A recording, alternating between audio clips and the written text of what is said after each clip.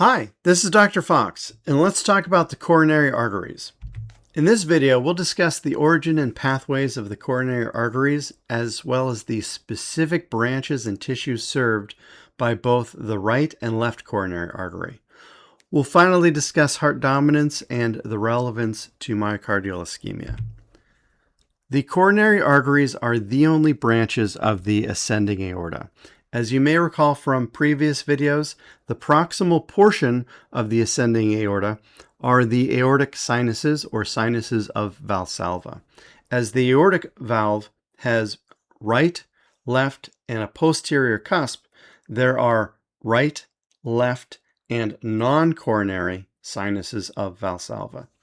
The RCA comes from the right aortic sinus, and the LCA comes from the left sinus. So in this illustration, we can see the ascending aorta there, and we can see the RCA making its way out there, and the LCA making its way out there. Once they branch from the ascending aorta, they head directly for the coronary sulcus. You can see the main body of the RCA traveling that way, and the LCA traveling that way before it bifurcates. Owing to the specific function of the semilunar valves, the coronary arteries are going to fill or engorge with blood during diastole, because it's during diastole that we have blood rushing back toward the valve, closing it, and then moving into the coronary arteries. Let's now focus on the right coronary artery. The right coronary artery comes off of the right aortic sinus, and typically its first branch is the SA nodal branch. As the name suggests, the SA nodal branch serves the sinoatrial node.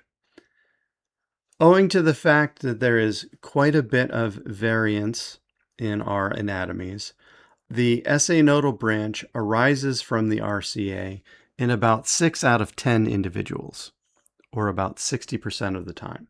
The other 40% of the time, it arises from the LCA. Now, the RCA continues down along the coronary sulcus, and the first branch that we want to concern ourselves with is the right marginal branch. The right marginal branch is going to leave the RCA and travel adjacent to the inferior border of the heart. Not the right border, but the inferior border of the heart. And it is going to serve the wall of the right ventricle. Now, as the RCA comes about onto the diaphragmatic surface of the heart, within the coronary sulcus, it's going to come to the region where that coronary sulcus and posterior interventricular sulcus meet. This is called the crux of the heart. And it's here at the crux that there are two branches of the RCA. One which goes deep into the heart, and that is the AV nodal branch. The AV nodal branch, as its name suggests, serves the atrioventricular node of the heart, and it is a branch of the RCA 67% of the time. The other branch that comes from the crux of the heart is the posterior interventricular branch, or the posterior descending artery, PDA for short. This artery is found in the posterior interventricular sulcus, but its branches go deep into the interventricular septum. So this is supplying blood to the diaphragmatic surface of the ventricles as well as the interventricular septum. And again, same rate, about 67% of the time. So a little more than 2/3 of the time, the AV nodal and posterior interventricular branches are coming from the RCA. Now let's take a look at the left coronary artery. The left coronary artery leaves the ascending aorta in the coronary sulcus, and it is going to branch pretty readily into the anterior interventricular branch and the circumflex branch. The anterior interventricular branch is oftentimes called the left anterior descending, or the LAD for short. This is going to supply the sternocostal surface of the ventricles, as well as send branches deep into that interventricular septum.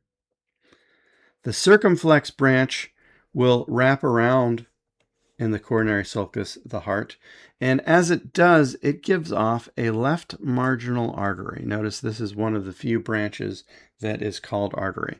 The left marginal artery heads along the left border of the heart, serving the wall of the left ventricle, and the circumflex is going to continue on to serve the wall and the diaphragmatic surface of the left ventricle as well.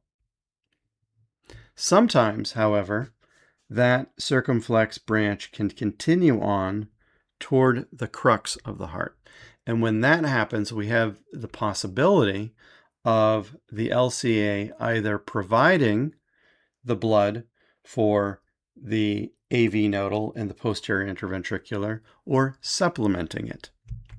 This sets the stage for heart dominance. So the crux is where the coronary sulcus meets the posterior interventricular sulcus. So right there. It's basically what is going to be the blood supply for the AV nodal branch and the posterior interventricular branch.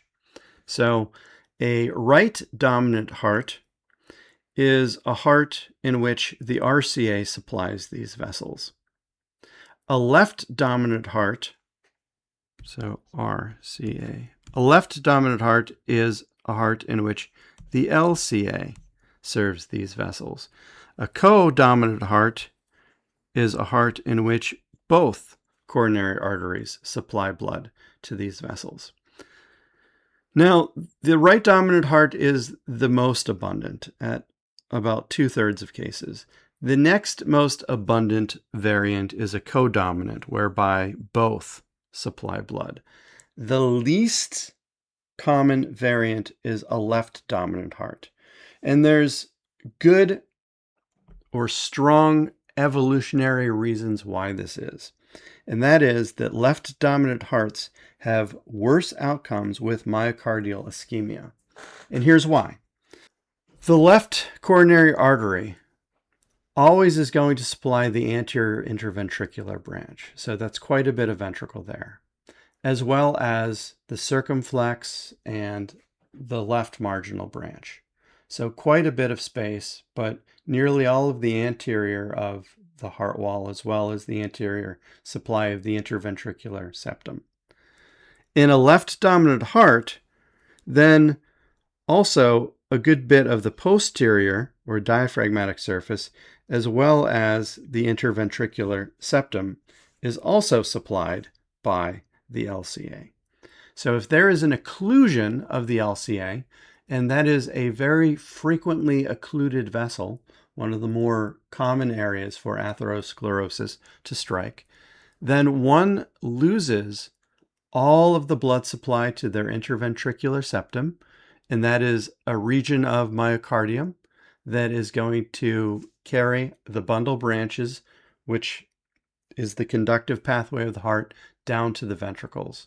So that would be a major problem for an individual, and that is why left dominant hearts are so infrequent. There is selective pressure against them. So let's assess the knowledge that we've discussed. In addition to supplying the blood to the posterior interventricular artery, the dominant blood supply to the crux of the heart will also supply which arterial branch with blood? Is it the anterior interventricular branch? No. Is it the AV nodal branch? Yes. Left marginal? No. Right marginal? No. SA? No. So the crux of the heart, that blood supply goes to two places: posterior interventricular artery or branch and the AV nodal branch. Thank you so much for your time, and I look forward to talking to you about veins in the next video.